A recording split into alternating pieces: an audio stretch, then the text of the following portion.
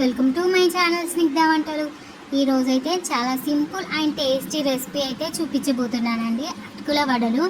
Cup అటుకులతో అయితే ఇలా ఈవినింగ్ టైంలో చాలా టేస్టీగా అయితే ఈ అటుకుల వడలు చేసేసుకోవచ్చు. పైన క్రిస్పీగా లోపల సాఫ్ట్గా చాలా టేస్టీగా ఉంటుంది. ఆయిల్ కూడా ఎక్కువగా పీల్చదండి. మీకు ఇంట్లో అటుకులు ఉంటే మాత్రం ఈ రెసిపీని అస్సలు మిస్ చేయకండి. చాలా అంటే చాలా బాగుంటుంది. బొబ్బర్ల గారెలు ఎలా ఉంటాయో అదే టేస్ట్తో ఉంటాయండి. మీరు ఇవి అటుకులతో చేశారంటే ఎవ్వరు నమ్మరు, అంత బాగుంటాయి, అంత టేస్టీగా ఉంటాయి. తప్పకుండా ఈ రెసిపీని అయితే ట్రై చేయండి.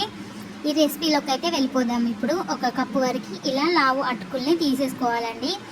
ఈ వడలకైతే మాత్రం ఖచ్చితంగా లావు అటుకులే తీసేసుకోండి, అప్పుడే మనకి వడలు అనేవి చాలా బాగా వస్తాయి. ఇలా అటుకులు తీసుకున్న తర్వాత మనం వాటర్ని వేసేసుకోండి. 2-3 సార్లు బాగా వాష్ చేసేసుకోండి. ఇలా వాటర్ని బాగా పిండేసుకోండి, వాటర్ అంతా తీసేయండి. ఇప్పుడు ఇలా మనం వాష్ చేసుకున్న అటుకుల్లోకి కొంచెం వాటర్ని వేసేసుకొని ఈ అటుకుల్ని నానబెట్టేసుకోండి. ఒక 10 నిమిషాల పాటు అటుకులు నానితే సరిపోతుందండి. 10 నిమిషాలు పక్కకు పెట్టేసుకోండి. 10 నిమిషాల తర్వాత అటుకులు అనేది కొంచెం సాఫ్ట్గా అయిపోతాయి కదా.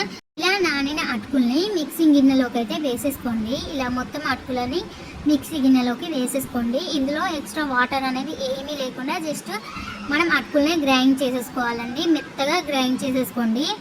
మనం గ్రైండ్ చేసుకున్న ఈ అటుకుల్ని ఒక మిక్సింగ్ బౌల్లోకి అయితే వేసేసుకోవాలండి. చూడండి, మనకి చాలా సాఫ్ట్గా గ్రైండ్ చేసేసుకోండి. అప్పుడే మనకి ఈ అటుకుల వడలు లేదా గారెలు అనేవి చాలా బాగా వస్తాయి. ఇలా మెత్తగా అయితే గ్రైండ్ చేసేసుకున్నాం కదా. ఇప్పుడు ఇందులోనే మనం ఒక మీడియం సైజులో ఉన్న ఉల్లిపాయని చిన్న చిన్న ముక్కలుగా కట్ చేసి వేసేసుకోండి. ఇలా ఉల్లిపాయ వేసుకున్న తర్వాత ఒక 1/2 కప్పు వరకు కొత్తిమీరను కూడా ఇలా సన్నగా కట్ చేసి వేసేసుకోండి. ఒక 2 కప్పుల వరకు పాలకూరను కూడా వేసేసుకోవాలండి. ఇలా పాలకూర కూడా వాష్ చేసి వేసేసుకోండి కడిగి. ఆ గిన్నెలో కలపడం ఇబ్బందిగా ఉందని పెద్ద గిన్నెలోకి అయితే తీసేసుకున్నానండి. ఇలా పాలకూర వేసుకున్న తర్వాత ఇప్పుడు ఇందులోనే 1/2 కప్పు వరకు శనగపిండిని వేసేసుకోవాలండి. ఇలా శనగపిండిని మనం గ్రైండ్ చేసుకున్న అటుకుల్లోకి అయితే వేసేసుకోండి. ఇలా శనగపిండి వేసేసుకున్న తర్వాత ఇప్పుడు ఇందులోనే 2 టీ స్పూన్ల వరకు అయితే కారాన్ని వేసేసుకోవాలి. ఇలా కారం వేసేసుకున్న తర్వాత మనం రుచికి సరిపడా ఉప్పును కూడా వేసేసుకోవాలండి. మనం గ్రైండ్ చేసేటప్పుడు ఉప్పు వేయాల్సిన అవసరం లేదండి, ఇప్పుడే వేసేసుకోండి. ఒక 1/2 టీ స్పూన్ వరకు లేదా టీ స్పూన్ వరకు అయితే ఉప్పును వేసేసుకోండి. మీరు ఉప్పును చూసి వేసేసుకోండి. ఇలా ఉప్పు వేసేసుకున్న తర్వాత ఒక 1/2 టీ స్పూన్ వరకు గరం మసాలాను వేసేసుకోండి, లేదంటే చాట్ మసాలా మీకు ఏది అవైలబుల్ ఉంటే అది వేసేసుకోండి. ఇలా మసాలా మొత్తం వేసేసుకున్న తర్వాత మనం వేసుకున్న కారం, ఉప్పు, మసాలా అనేది పిండికి పట్టేలాగా బాగా కలిపేసుకోండి. మొత్తం చక్కగా ఒక 2-3 నిమిషాల పాటు బాగా కలిపేసుకోవాలండి. మనకి పాలకూర అంతా ఈ అటుకులకు పట్టేలాగా కలిపేసుకోండి. ఇలా చూడండి, ఇలా చక్కగా కలిపేసుకున్న తర్వాత మీకు ఏ సైజులో కావాలంటే ఆ సైజులో అయితే మనం వడల్ని ఒత్తేసుకోవాలండి.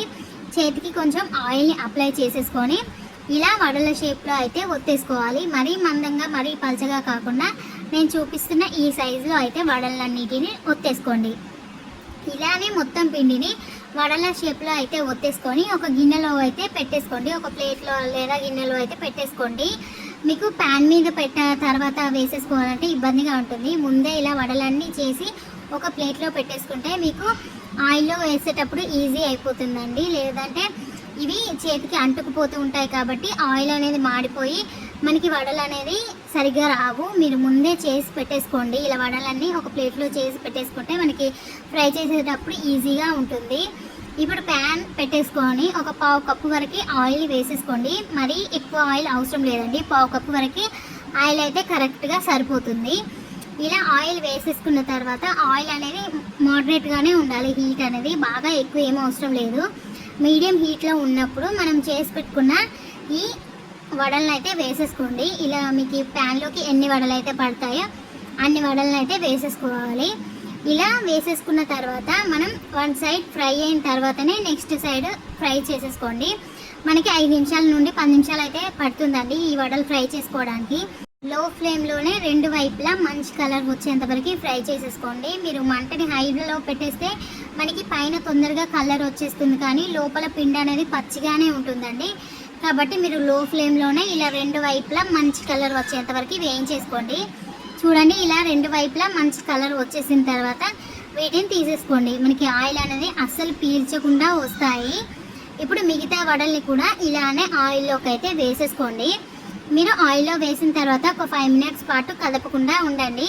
ఇలా వన్ సైడ్ కాలిన తర్వాతనే నెక్స్ట్ సైడ్ కాల్చుకోండి. అప్పుడే మనకి వడలు అనేది చాలా టేస్టీగా ఉంటాయి, చాలా క్రంచీగా చాలా బాగుంటాయండి. మీరు ఈ వడలు ఫ్రై చేసేటప్పుడు మాత్రం లో ఫ్లేమ్లోనే ఫ్రై చేసేసుకోండి. అప్పుడే మనకి మంచి వడలు అయితే వచ్చేస్తాయి. టేస్ట్ మాత్రం చాలా బాగుంటాయండి. తప్పకుండా ఈ రెసిపీని అయితే ట్రై చేయండి. ఈవినింగ్ స్నాక్ కానీ లేదంటే మార్నింగ్ బ్రేక్ఫాస్ట్గా కానీ ఎలా అయినా ఈ రెసిపీని అయితే ట్రై చేయండి. చాలా బాగుంటాయండి. ఇంట్లో అందరికీ నచ్చేస్తాయి.